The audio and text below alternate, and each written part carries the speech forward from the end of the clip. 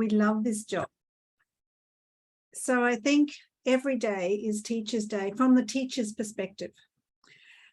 But I think from society's perspective, the parents' perspective, everybody else's perspective, from school administrators or directors of centres or whoever else it might be, I think it's just a really nice acknowledgement of the hard work that teachers do every single day, and the extra hours that teachers do, and they give up their lunchtime for children, and they go above and beyond, and they don't, and people say, oh, they get so many holidays, school holidays.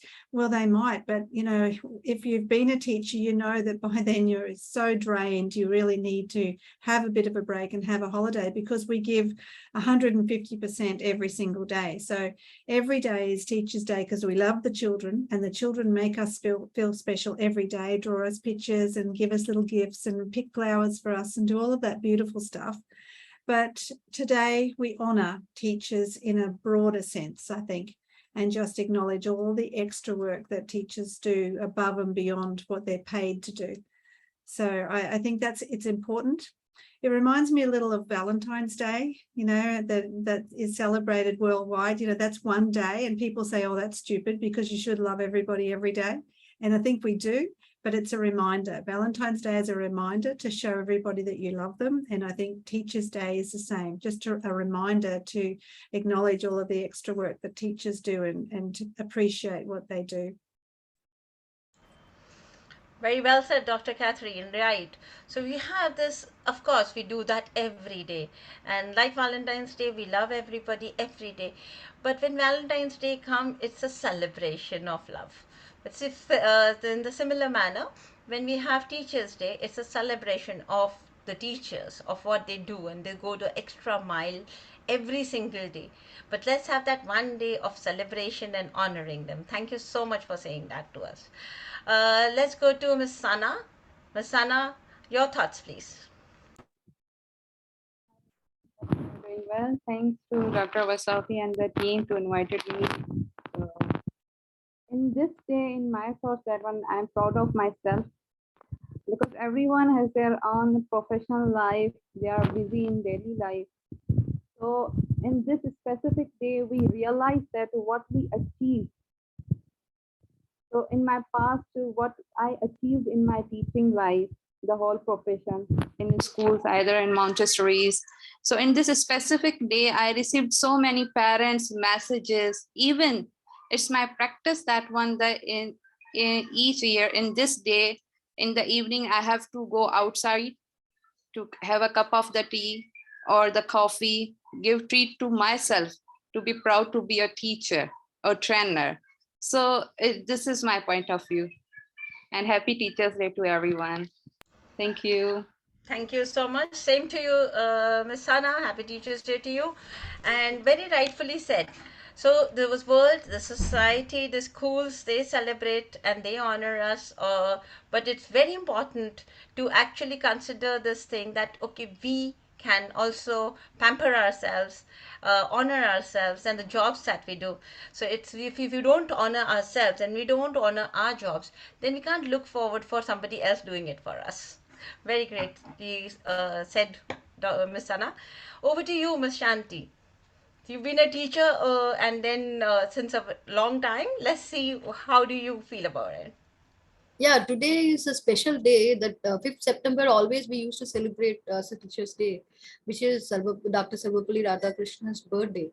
Also, I feel like today only 5th September shouldn't be a celebration of teachers. It should be all day celebration throughout the year by treating them, by like giving respect to the teachers, because they are the developing of the future generation, because they are only the like what is it, untiring efforts they are taking it. So we have to wish them every day a Teachers' Day by giving them respect, and by giving them respect, and it has to be like very much that's what I wanted to point out. Every day we have to wish them as a due to respect and all the other things. So they are working hard like anything for the kids, and we are creating our future generation. So that's what I feel like. Every day we have to work with unity and with very grateful things. So thank you so much for giving me this opportunity to convey my regards to the teachers. Okay, thank you so much, Miss Shanti. Yes, every day should be Teachers' Day, and every day can be a Teachers' Day. Like once a year, we have the celebration, but every day can be a Teachers' Day if parents, children, school owners, and all the other stakeholders just value what they do. Just understand of how much are they giving in. It's not easy. I've seen parents coming in cribbing before one child that we can't handle him at home. Just imagine how a teacher handles 20, 25 kids in a classroom, all 2 to 3, 3 to 4, 4 to 5 years old, running around all day in the classroom. And she's not only managing them, she's developing the very basic skills for life and teaching them all they have to know to build a very strong future for themselves. So, yes, we have to honor them and respect them. That's all the teachers are looking for, and they do not look for anything else. Love, respect, and a little bit of honor for them. Right. And now we go on to the individual questions, which I have not very easy questions. I don't know whether we will find answers for them or not, but they are the questions which have been hanging in the air since a very long time, and specifically for early childhood educators and teachers who are in the ECCE space. So, my first question goes to Ms. Shanti. Ms. Shanti, staff attrition is a very big problem in the early childhood space.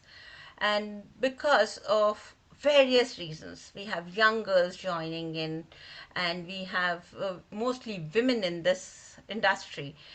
And for that reason, they have to maybe drop out for various reasons. So the staff attrition is a very big problem because we train teachers and then they leave. So how can we ensure belongingness of teachers to the schools, and how can we retain staff? Yeah, I'm really glad that I have been given this topic to express my thoughts towards the topic. So, staff are the pillars of any organization. Any institution is incomplete without a staff. So, it is really necessary that we give importance towards employees' welfare. Staff attrition has been a major issue lately. It is not a good sign for any organization since staffs are the ones who build the reputation of an institution. Apart from that, in early childhood space, it becomes a major issue because it is the little ones that we are dealing with. They are they are the nurturing stage, and it is not easy for them to adopt to different teachers frequently. Therefore, it is easily essential that we ensure belongingness of teachers to the schools. The very basic thing to keep in mind is that every individual must be respected as a human being. Secondly, it is essential that comfortable and hygiene working environment is provided. Mistakes are something which is inevitable at times. If any error is made, it should be explained to them with a positive regard rather than in a harsh manner. This will bring a sense of responsibility within them rather than frustration towards the employee, towards the job. We should make an effort to motivate all the staffs by emphasizing on the fact that we are all a team. They should be reassured that without their support, say, things will try to be involved in every way possible. So it's high time that we take this issue seriously and think rationally towards it. Thank you for giving me this opportunity to talk about this topic. So once again, thank you. Thank you so much, Ms. Shanti. That was well said because, yeah, the younger children, mostly they get so attached to their teacher that they would not listen to their parents at home, but they would listen to their teachers. In Yeah, fact, they go home and they tell their mothers, exactly. you are not saying it correctly. My teacher told me so and so, so that is the right one." And Yeah, when the next day they go and they find a new teacher, it's very difficult for them to adapt to these kind of situations. So teachers should be having a belongingness to the schools. And all the schools who also think of schools to be a good business and to make money out of it, please be aware that teachers, like Ms. Shanti also said, they are the foundation for your institute. You have good teachers, the children are happy with the teachers, more than half of the work is done. And Yeah. there the institution can stand strong. Otherwise, it's them who are in the classrooms and not us. Right? So thank you so much, Ms. Shanti. Priti, I would want to add here something like, Yes, when we please. talk about staff attrition, it's Yes. also a matter of, the remuneration that we pay to the earlier childhood educators. So it's a lot about that because uh, generally the early childhood education now it's getting formalized like with the NEP, but generally it was a very unregulated sector. So when it is an unregulated sector, you can you just hire and you fire, and you kind of not really pay them the due. At that point of time, Right. there is a lot of demotivation. So I feel that a good team building spirit, a lot of respect for them and for the work that they do, appreciation, and on top of that, a good wage, a good package. I feel would work towards mitigating this staff attrition problem that we face, the issue that we have. True. Very true, Dr. Vasavi. I agree with you completely. Because what happens is that uh, mostly in India, I would be talking about India, because here we have teachers, girls, and women taking up early childhood education just as a hobby or as a secondary income because the pay scale is so less. Which brings me to my second question to Dr. Catherine. Dr. Catherine, ECCE teachers are called the nation builders because they're building the lives of the future generation who are going to contribute to the country. Now, when we have such a big role in hand, why are they taking peanuts home as salaries? Like the wages are a big problem. So I would like to know, is that so in Australia or in States also, or are they given that consideration that they are the ones who are the nation builders? How can we change the mindset of school owners, institutions, and the government to state that they are the ones who needs that recognition? They need to take it up as a first income and not as a second income. Over to you, Dr. Kathy. Well, Smitty, that's a really big question, and I think it across the world, early childhood educators aren't paid what they should be paid, and in fact, some of the research says that we have so few men in the sector because the men can't support their families on the wage that they would bring home, so they tend not to go into that line of work. Where, as you just said, women will tend to accept that because maybe it's not the main income source of the family. So it's really difficult to manage on the wage that early childhood educators are paid. And, we know because we're in the sector, but we know how important these first 5 years are of children's lives. And we know that we're actually shaping future adults. So it's a very important role that we play. I think some of it has got to do with the fact that women do just do it. And as you just said, it could be mothers, it could be, some people in some countries don't have to have a lot of qualifications to go into the early childhood sector. They can almost, I was actually reading something earlier today, and there's a shortage pretty much all over the world now of early childhood educators, and in Texas they're letting mothers come in and help and be work in the centers, or they're getting teachers that have started a degree, not finished a degree, started a degree, come in and work with the educators in other parts of America, work as an educator in other parts of America. And I know here from personal experience that a lot of staff left centers because of COVID, and they didn't ever come back because they found another job in the meantime that paid a better wage. And so now the centres are understaffed because they can't get anybody to fill those roles. So it's a big issue, and I think it's across the world.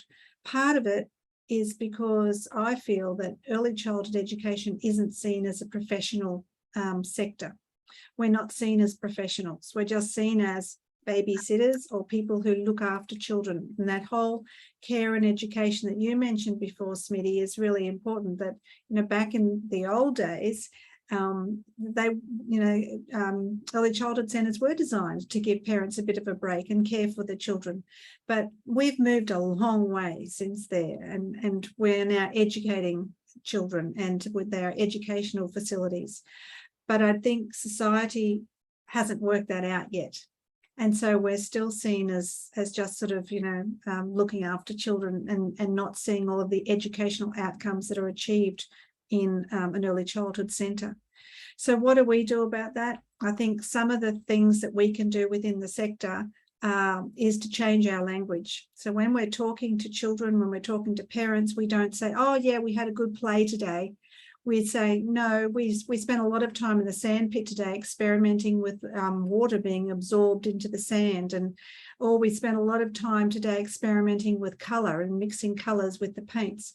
So we use words of learning. The language of learning is what I like to call it, where we're actually talking about what the children were learning and that whole process of learning, rather than just say, oh yeah, we played today. Oh, we had a great time playing outside today because it was so sunny. And, that gives the impression that we're not doing anything with these children. The children are just playing despite us. We're just standing, looking around, chatting while the children are off playing. And that is not what we do in an early childhood centre. We work hard, but people don't see that because they're not with us day to day. So part of that is to change the way we speak. The language of learning is really important. If we use the language of learning with children, they go home to their parents and they use that same language of learning, and the parents go, oh, experimenting. Oh, well, that they're a little bit more impressed than just, oh, playing. So I think it's up to us to have that language of learning. It's also up to early childhood educators to further themselves with professional development and build their knowledge and build their skills so that they can be more effective in the rooms that they're in with the children as well. And that too raises the profile of early childhood education and the professionalism of the sector. It also gives the early childhood educator a lot more confidence. Their self-esteem is boosted because they feel as though they're more accomplished. They feel as though they know a little bit more than they did before. They feel a little bit more like an expert. And so they carry themselves taller, they stand taller, they speak in a different way. It's just a whole spin-off from that added education. And I think we can do our own public relations, really, like promote ourselves just by becoming more professional within ourselves and changing our teacher identity a little bit and seeing ourselves as being experts and being knowledgeable within the field, and using that language of learning whenever we're speaking to children and to parents and other educators and colleagues. So I think it's just about raising that professional bar a little bit so that we're seen a little bit differently in society and government organisations. But I also think it's changing too. I think it's slow change, but it's changing. It is. So first, yes, Dr. Kathy, beautiful answer from you. I myself always believe in that. As a school head, when I was working, I was always telling my teachers that please use the terminology that we are using for the curriculum. Use the terms with the children and with the parents to explain them during your parent-teacher meeting, whether you have the parents over, when you have the children. Let the children also understand the terms that you are using, that we are getting in the curriculum and in your lesson plans, that yeah, these are the things, these are very scientific things. Why do we respect doctors? They're specialists. Aren't we specialists? We are specialists, yes, because we are specialists in education for early childhood education. So we understand developmental milestones. We understand at what age a child should be doing what activities. How do we conduct them? How does each child grow to their optimum potential? How do we, have them overcoming their inhibitions, developing their personalities? So this is a job of a specialist. But when we teachers do not consider ourselves as specialists and we just consider ourselves as babysitters, that's when the society, the community, the parents, everyone looks at us like that.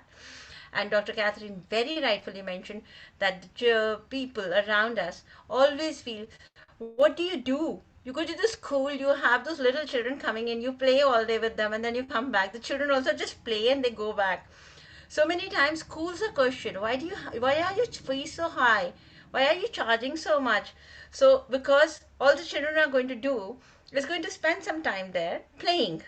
So until and unless we do not tell them that through that play, what all are they gaining, what are we developing, it's never going to change. So the change has to come from within the industry, and we'll have to stop looking outside for people to understand what you're doing until and unless we don't tell them what we are doing. So this is the time to start.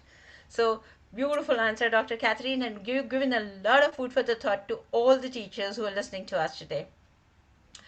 Now that brings me to my next question to Ms. Azura, which is related completely to this. Like Dr. Catherine said, that until and unless we do capacity building, until and unless we upgrade ourselves constantly, we would also not have that self-esteem to stand tall and say, yes, I am qualified, I know my job, and like I said, we are a specialist, so we will not be able to do that. So capacity building for continuous professional development is also emphasized in the Indian National Education Policy 2020, where they have mentioned that it's a very important aspect in education. How is it carried out in your country? And you design undergraduate ECC programs. So, as a trainer, what are your experiences and how can we improve it further? Do you think teachers really need to learn once they have finished their degree and they're on the job? Over to you, Ms. Azura.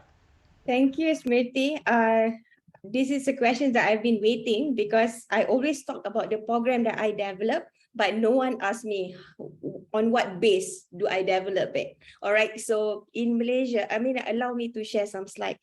Okay, so that you guys have a better view on how ECE training being run in here in Malaysia. All right.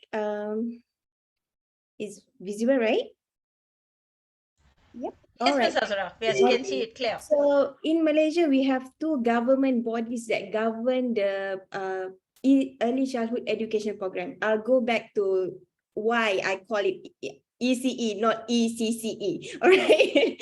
All right. So we have two bodies. One is Ministry of Higher Educations, which responsible to monitor the higher education. And then we have another bodies that is Malaysian Qualification Agency. This body authorized to confirm the qualifications. That means they give the accreditations. So, and then whoever graduate with our certificate, with our diploma, with the accreditation can actually transfer their credit or further their studies overseas. All right. Okay. So all training program is actually for early childhood education. We already have like a program standard. Whoever want to develop, they have to cover this area of knowledge. We have 5 areas of knowledge: child development, curriculum and learning, and environment, administration and management, families and community, also professional development. So all training must include this area of knowledge in their course content. And as writing the content, it has to cover both childcare and preschool. But we call it early childhood education here in Malaysia because it's preschool, even whatever it is, even its certificate in early childhood, there is no such thing as only preschool. It has to cover from 0 to here, 0 to 6. Okay, and then the topic for certificate, diploma, bachelor, master, and PhD may be similar, but the competency of ECE educator differ at different level. So even up until from certificate to PhD, these are the area that we covered, but the level is different. Okay. And then we also have the learning outcome domains that we have to cover when we are designing the program ourselves. Okay, so these are the 8 learning outcome domains. So knowledge, practical skills, social skills and responsibilities, value, attitude, professionalism, communication, leadership, and team skill.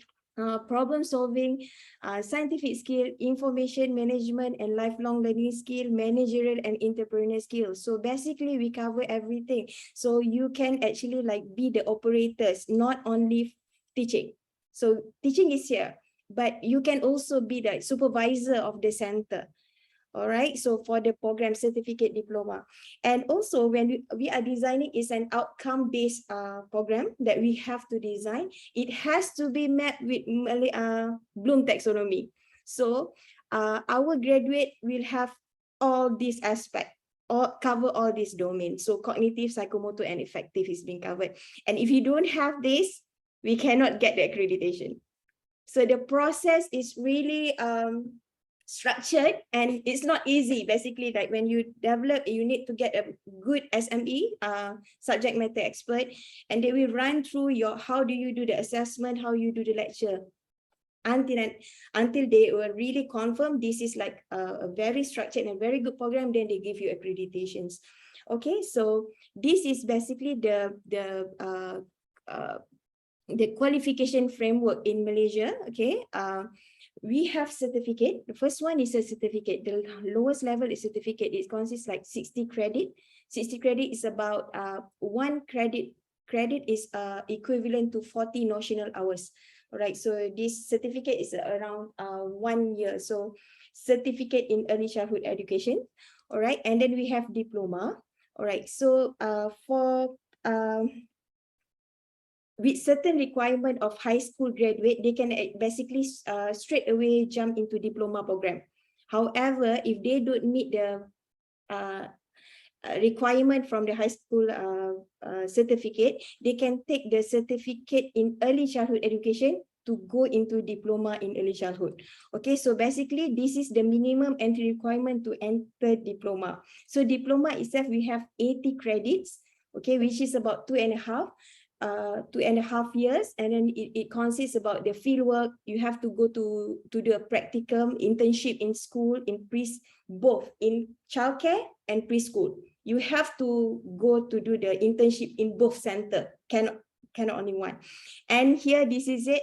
This is not, in Malaysia, we cannot be a teacher as a hobby, because a mother just want to, quit a job and then be a teacher.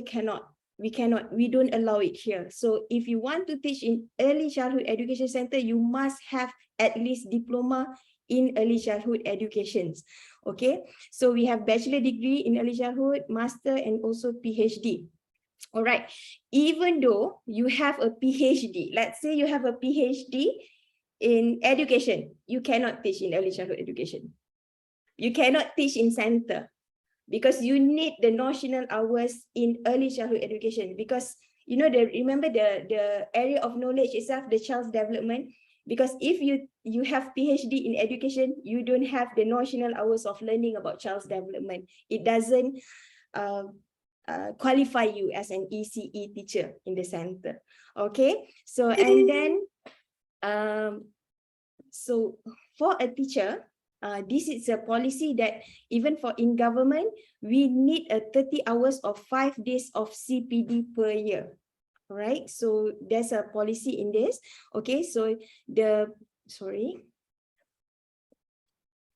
okay, so the causes of the CPD can be the certificate. That means whatever's extra certificate that is from MQA, or you can get a micro credential. That means you can take either a module from diploma, a module from bachelor. So you take it and you take it as a micro credential. So that means if you take one courses and let's say further on you want to continue studies, or you enroll yourself in a diploma program, you could do a credit transfer to I mean your durations of your bachelor of diploma will be shortened. So this is actually what happened in Malaysia right now. I guess that the government, they fund the teachers to have a CPD for the certificate. That means this is the requirement they will send, but they also fund for the certain teacher, the special one, the one who's like been years in service, they will fund them to bachelor's or master degree later on, and full payment, full salary, with full salary, full fund on the studies, study leave, and also like a full salary. So I guess this is by far the best we have at the moment. It's very structured and covered almost all area needed in ECE. There is many process and quality audit we have to go through to get the accreditation for the certificate alone. So I completed like 2 diploma and 1 bachelor program just this year. Okay, so it's a tough work. Okay, however, from my personal opinion, it can be enhanced by providing better learning experience, exposure to global community, perhaps a twinning program with external stakeholder, with other university, or guest lecture. Our students need this engagement, so that the exposure. So anyway, what is a good program with that enrollment? So I guess being said that, the most important thing to me is, apart from CPD, the teachers in the industry, we need to create awareness that and build teaching passions throughout the community, and a big pay raise would be no harm either. So thank you, that is from me. Okay. Okay, that was superb. Very good. Well done. So hats off to the Malaysian government to have this, because I have actually seen so many countries and so many areas where, like you said, like Dr. Catherine also mentioned, when there's a shortage of staff, we ask the mothers to pitch in, or we ask people who are still pursuing their degree to, come in and join in. So interns are made into teachers to fill the gaps and to fill the vacancies, but which is not happening in Malaysia. So even if you were, like, I was really impressed, like even if you're a PhD, you can't teach, you do not have the knowledge of handling children. Yeah. Even I want So to you add, have to, sorry, even yeah, if you are like running a nursery, a home-based nursery, home-based childcare, you need at least a certificate. right. You need to register everything. Here you need to register everything. Yeah. Superb. How nice. We are slowly going there. India is slowly moving towards that. With our national education policy, we have a lot of hope, because they're looking at standardization, they're looking at a regularizing body, we're looking at a curriculum which is like for the nation, so that we do not have these discrepancies, which is very, very important. Till the time we do not have an audit body, till the time we do not have the accreditation in place, the registrations in place, of who is actually running a preschool or a care center, we need to be very sure of what's happening there. And that kind of qualification is required when we're giving children in their hands. We have to have that kind of qualification, that kind of experience, which is going to come through training, through education itself. So you want to be an educator, first educate yourself. That's very important, and education can never end. So one of my favorite quotes, which I quote often, is that one who dares to teach must never cease to learn. So if you are, daring to become a teacher, you are a school owner, and you want to actually go into the teaching business, first become a learner yourself. Well said, Azura. And we were like really happy to understand of what all your country is doing to in the ECE training space. Thanks a lot for the presentation. Moving on, I go to Miss Sana. And for Miss Sana, I have this question that, in some time back, till some time back, there was a lot of respect for teachers. And in India, we used to call them guru, and guru is like everything. So we had a lot of respect for the guru, and the pupils used to touch feet, pay respect, and or else, like when in our time, my childhood, we were scared also of the teacher, because if the teacher says something, or if the teacher is upset, then it used to mean a hell lot. The generation today is nothing like that. Where are we going wrong? Why have the teachers lost that respect? Why are the students and parents or schools not taking them seriously anymore? So how can that be changed? And where are we heading to? So I feel somewhere, for according to me, when we told the parents that you be friends to your children, they forgot to be parents. They just became friends, but they forgot that they have loads of friends, but they just have one set of parents. And similarly, when we told the teachers, to relax their very strict and disciplinarian attitudes, to befriend the child, to see what the child needs, I think we got lost somewhere. So Miss Anna, your take on that. Yeah, thank you so much, Niti. Before discussing the topic, let me give you a bit understanding between the fear and respect. Fear is forced, and respect is which we earned. The cultural misconception that if children fear teachers, respect will come naturally, it is completely wrong. While it's true that children may comply with the desired behavior if they fear what might happen otherwise, the eventually outcome is very different from motivation centered in respect. If your child fear you, they are fearless like likely to come you volunteer for help when they need guidance, assistance, and help. As they grow older and develop more autonomy, leaving them to struggle without your help. So here I want to share, with a great power comes great responsibility. While motivating and shaping a child through fear can be as the easiest way to encourage or discourage a particular behavior in the moment. At that moment, the path is in a dangerous one. Choosing to earn your child respect, to encourage good choices. We have so many choices. Good behaviors is the best way to foster lasting bonds, to keep a strong bond with your child, them the tools to manage their emotions and choices for a lifetime. So here I want to share a little bit the relationship between the student and the teacher. The student should listen to the teacher. When it happened, when teacher listen properly to the student.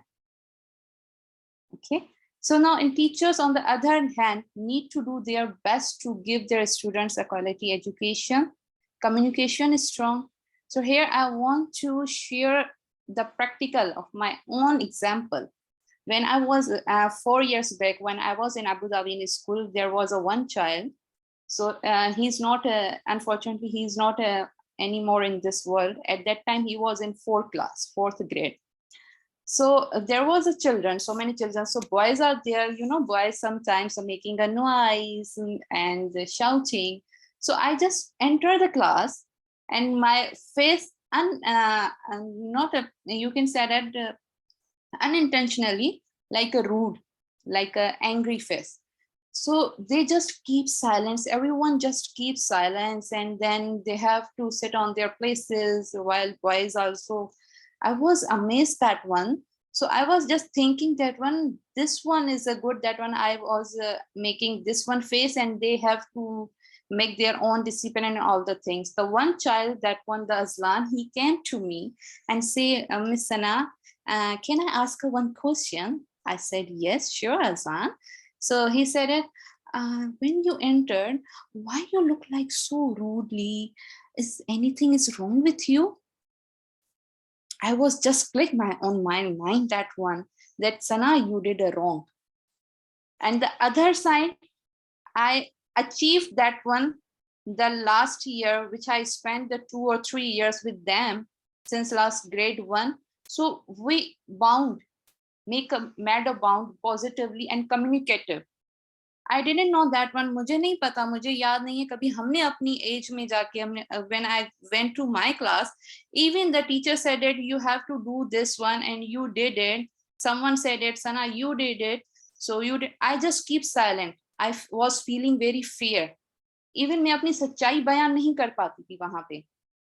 So teachers should make a positive communication with each other, make a bond to each teacher, in between the teacher and the student, whatever they are thinking. Like Aslan, I gave the Aslan example. He came to me and he was asking. At that time, he was not fearing. He was not for anything else. He was nothing thinking that one. When I went to Miss Sana and then he was shouting on me, or might be he was angry on me, that one, because her mood is not good today. But he came to me and he was asking. At that time, I felt that one, that I was wrong. Something is wrong on me. I have to improve myself. I have to passion on my profession. And here is the positive which I achieved, that when he came to me and he was asking. I said, oh, Sana, you did it. Good job.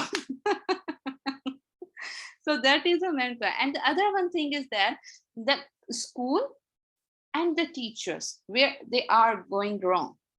The ignorance. I must be said that if the child is not developing if the child is any medical issue, like in UAE, there is a 60 to 70% child is speech delay. So it's the teacher responsibility that when we have to observe it, and we have to inform to the management, and they have to counseling with their parents. If the teacher is ignoring, obviously the management or school didn't know about that one, the child is lacking this one. So there is a I must say that there is a red flag. So we have to make a red flag, and we have to, on that day or that time, we have to start the work on that one. It's our responsibility, it's the teacher responsibility, convert red flag into the green flag. I must say that one, it's all our, the teacher responsibility, you have children in your class. So it's your responsibility. You should observe that one, there is a lacking and where we have to work on it. How to work and how to manage the time with very positive vibes and very positive listening to the students. Once the teacher listen to the students will listen definitely to the teachers. So this is my point of view. Thank you so much. Thank you so much, Ms. Sana. See, one child can change the life of the teacher, and similarly, one teacher can change the life of the children that she is handling. One good teacher, and the entire class would react in a very different manner. And that brings me to a very curious question. And very quickly, all our panelists are going to share this something with us, and that is the role of a teacher in a child's life.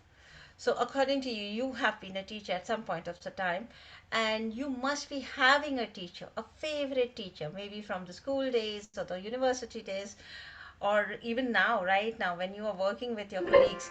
So, is there some teacher whom you can actually remember to speak about today? So, let me go with Ms. Shanti. Ms. Shanti, your favorite teacher. Can you please speak about that?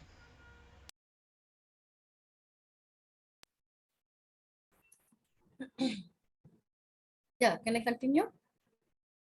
Yeah, actually, like my favorite teacher is when I was in class 9 and 10, I was like little weak in maths. So my maths teacher really helped me a lot to do better math. So I couldn't forget the teacher till now, because because of the teacher only I got the better marks in metric and the other. Now I got really good interest in maths also. So I would really tell about her, and she was a good teacher of mine. And next, coming to my profession, after I came to Guwahati, so I was after marriage I came to Guwahati. So I did not know the language of Assamese and Hindi. I know I was knowing only English and my own mother tongue. So that time, like I met my aunt. She was running a school, so she gave me a chance to join there to learn the language as well as to deal with kids. So that time, what happened is like I slowly learned the language as well as I started involving with kids with my career. So that then that time only I got to know like how I can deal with kids really well. So there slowly I started joining with different preschools in Guwahati. So I gained my experience through that with dealing with kids. So slowly I developed my knowledge in dealing with kids and about child psychology. Then I really involved with this field. Then I met Miss Vasavi Acharya. So I joined Tender Petals. So I started my career over there also. So after 2 3 years, I thought of opening a franchisee, and she gave me an option to do that also. So after opening a franchisee, like I really stood up well, and I got a very tough times also. Through over those times also, she gave me a very good support, and she did well with me. So I really one of my one of my role model, I can say. Like by saying Vasavi ma'am only, I have come out of my journey through towards till today. So I really thank her to bring me this stage. So I really wonderful of her, and I always admire her, whatever she does for society and kids and everything. So that's Thank what I you, wanted to Shanti. share my feelings. So Thank you for your thank kind you. words, Shanti. No, ma'am, I Thank really you so much, Shanti. You shared your role model with us, and it's like it's good thing that she's right here with us. yeah, ma'am. Even more, even better. What else can we have on Teachers' Day? So we have a role model sitting right here. So happy Teachers' Day to you, Thanks a Dr. lot, ma'am. Vasavi. Thanks a lot. Thanks a lot Thank you. It for made my giving me day. this opportunity. It made my Best day. gift on a Teachers' Day. Yes, yes. Yes. Actually, right. So over to you, Miss Sana. Miss Sana, your role model, the best teacher that you had, and what is that quality that made her or him the best teacher? Yeah, I had a one best teacher. Her name is Miss Tamina when I was in school in Pakistan. So she was our science teacher. Yes. So what's the best nature of her that one? Whatever we did in the wrong in the class, either in the education activity, either we got a 0 marks. She never said in front of the all class. She just called to the staff room when she got a free. She was asking why you didn't do this. What happened? Yesterday you didn't learn this one. Okay, I'm giving you a chance that one. You have to do like this. Is there any problem? This is my even she provide us the her timetable. I will free at that time. You have to come in my staff in the break time and you have to tell them, you have to ask whatever you have to face the difficulties. I didn't remember that one. Even I personally got a 0 marks sometimes. My friends. So she is very humble. She knows that one how to give the respect to the children. She was one only the teacher who knows that one at that time. So there is a thing between the fear and the respect again.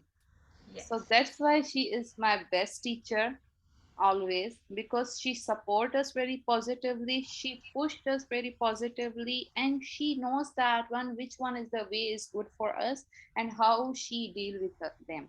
She knows each and everything. Great, great. Thank you so much, Miss Sana. That's a really an eye opener for most of the teachers. That instead of actually belittling the children or humiliating them in front of their peers, in case we ask them of what the problem they are facing, and we as teachers and their guide, we are guiding them. If we can help them to overcome their problems and their difficulties, then they can succeed. Then each child can succeed. To just have that faith and to have that open channel and to give up her break times and say that, okay, fine, you come to me and I'll solve your problems and you can tell me your difficulties, speaks a lot about that teacher. It's actually a very great teacher. Thank you for sharing that, Miss Sana. Dr. Catherine. Well, I think the most important thing with any teacher is to build relationships with their children. And some of the research says that even if you just spend 1 minute a day with a child and ask them about something that's not related to school, so it's not to do with their work or anything, but it's more like how's the little baby you've got at home, or what about those new shoes you've got, how are they going for you? And just but 1 minute with each child builds those really strong relationships, and it shows that you actually care about the child, not just about the marks that they get or the work that they do in the classroom, but you actually care about the child.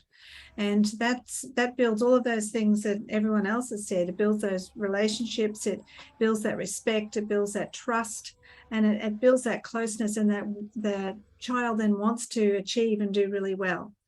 So in my school days, which is a long time ago now, but in my school days, I had two teachers like that, two teachers that actually took an interest in me and built a really strong relationship. And that's why I remember them, because there was a relationship, a strong relationship, because they bothered to care and they bothered to ask questions and help me do things that maybe I was struggling with.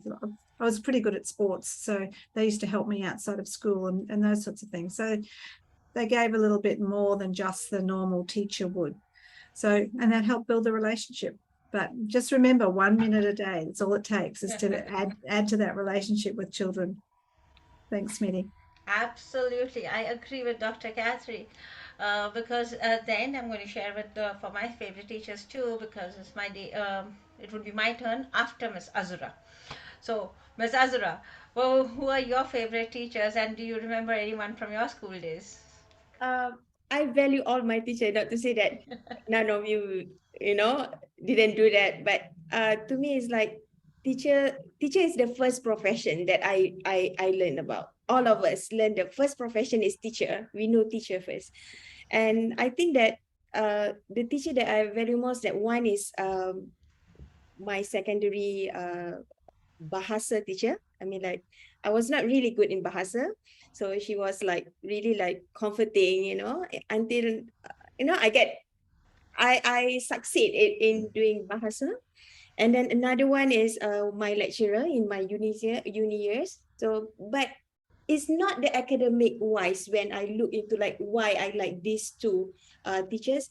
It's more about like how they talk to me and make me see life in different view. I guess that is the most important thing for me. And I I like teacher that can shift the view of a student. So that's what I'm trying to do for my student as well, to not only get the academic side from me, but take my passions, see the life or the view of the world differently. And then that's two teachers. But then if you want to ask me like who inspired me to be a teacher, I grew up with my auntie. Okay, she's a teacher, and I always admire her getting ready for work. So that's not academic as well, but yeah, I love her. She's one of the best physics teachers in Malaysia. She just retired last year. But Oh, wow. but yeah, I mean, like, I adore her because she's getting ready, like so pretty, going to work. So I thought that I can be like that too. All right. Oh, yeah. That's really, really sweet. Thank you so much, Azura, for sharing such personal thoughts with us.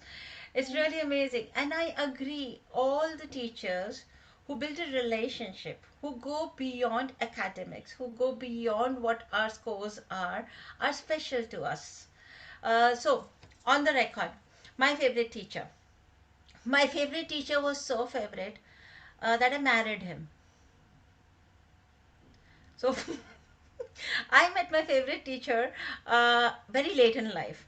So while I was in school, I never used to like any of my teachers, except for one. There was one history teacher who was in when I was in grade 9 or 10, and she used to teach us history, and I used to love her because while I was not a very participative student in school, I was quite a naughty student in school, and I was also into sports. So I used to get that because I was tall and I was always playing basketball. So the most of the teachers used to be, writing me off for academics. But this history teacher never gave up on me, and she used to, tell me history as stories because I love stories. I'm an avid reader, so I used to love reading books. And she told me, okay, you take your history book and start reading it as stories, and then tell me what did you get that. So she started question answering also and everything as stories, because usually basically history is all about stories only. So she got a new perspective, and so that is why. Coming to the later part, so later part I was doing a course in theater and education, and I was taking up theater for children, so how to go about it. And that's where I met my husband. So he was my teacher and the director of the play and the institute. The institute was Mr. Barry John's acting studio. He's a British living in India. He's trained a lot of Indian cinema stars, Bollywood stars, and everybody. So he was a celebrity and a thespian in himself. So under him, he was the second in command. And then when he started teaching us, the same thing happened. He motivated me to write. He motivated me to act, to be with children, to take workshops in a certain manner, and we grew. For more than teacher student relationship, we became friends. And after becoming friends, we became much more. Ultimately, after Dr. Catherine is also laughing, after around 6 years of that friendly relationship, we actually got married. And so I live with my teacher, my best teacher. So I know, and it's difficult, because ultimately he was my teacher, so he is still there. So he's every day is like some lesson learned or some mistake that's pointed out, but it's okay, dealing with it. Over to you, Dr. Vasavi, your favorite teacher. Yeah, my favorite teacher, I have two. One is from my school. She was my maths teacher, but it was nothing about math. It was one lesson. I mean, I learned a lot of lessons, different things from her. But once when we were traveling, I mean, we were going to some place, I was in a car, and the car, I think, suddenly broke down. I was quite young around that time, class 8th or something, 8th standard. And I said, "Ma'am, we have to walk now." And she said, "You better learn how to walk because you can tomorrow have a jet plane. But if you don't have it, you need to know what you have to do. So better get ready to walk." So I think that was a lesson learned in a big way. And I feel even in the face of adversities, this is one thing that comes to my mind. So she's been my favorite teacher since then. And we had shared a lot of very, personal and good moments where she used to tell me about a lot of things at that point of time. And my other teacher is my mother, a very resilient woman who lost her, like my father around 34, and then we were 4 daughters. And I had a lot to learn from her. And even today, though she's a patient of dementia, she tells us some very crucial things, which I feel are something that we need to, keep in mind. So she's my second or my first, or, both of them are my favorite teachers. No first and second to it. Oh, wow, superb. Of course, parents are our first teachers. We always imbibe so much of their personalities, their thought process, without even realizing it. But sometimes parents are an inspiration and they can really be the role models, and we all aspire to be like them. So, and that is what we have to do. So, as teachers and as parents, everybody who's watching us on Facebook Live, please try and be the inspiration and the role model for your child. Build a relationship of respect, respecting not only for yourself but respect the child. Once you respect the child learns what is respect. So you can't expect somebody to say have a respect for you when they do not know what respect is. If you are belittling them, if you are shouting on them, if you are saying negative things to them, how would they know what respect is? So please respect your child, love your child, so they know what love is, they know what respect is. It should come from the teachers, it should come from the parents, it should come from the community. It needs a village to raise a child. The entire system has to love and respect the child first. Over to you, Dr. Vasvi, for the closing thoughts of the webinar before we say goodbye. Thank you so much. First of all, a big thank you for joining us today on this very special day. And yeah, when I closed out a first important thing when we talk about respect, I also feel that, teachers don't have their due at times because of the parents. When we talk about the golden triangle, we see the student at the top of the triangle and the parent and the teacher playing a part to, elevate the child to that level of learning, to that level of, understanding oneself. So if a parent without understanding kind of, talks about the teacher in a negative sense, the child also takes it up, right? So when I observe a child in all these years I've seen children, when they behave with you, you can understand what their parents have been talking about them in their houses. Yeah. So if the parent says that this teacher is very strict, and she's this and she's that, she's not checking the copies properly, you'll see the child will not be open to that teacher. She'll not be open to learning. She will not have that respect. And on the other hand, when we look at our, our very old text, when we talk about the Gurukul, the kings used to send their children to the Gurukuls without even questioning. What the Guru says is the right thing. And here, one more thing is there. The teacher needs to be enough, equally passionate, equally dedicated, so that the parents have the trust on. It's a two-way process.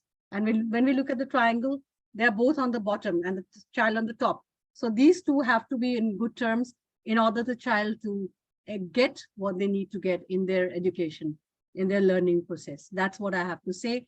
And I wish everyone a very, very happy Teachers' Day. Thank you. It was so great to hear that. Thank you so much, speakers. Thank you so much, Dr. Catherine, Ms. Azura, Ms. Shanti, Ms. Anna, for joining us from different parts of the globes at different timings that you must be having at the moment in your country. We really thank you from the bottom of our heart. And thank you, Dr. Vasavi, and thanks to ECDF for arranging some beautiful get-togethers for all our educators so that we can share knowledge, we can discuss some topics which pertains to us, which are very important for early childhood education and development. Thanks a lot. Signing off. Goodbye. Happy Teachers' Day once again from Smriti Agarwal. Goodbye.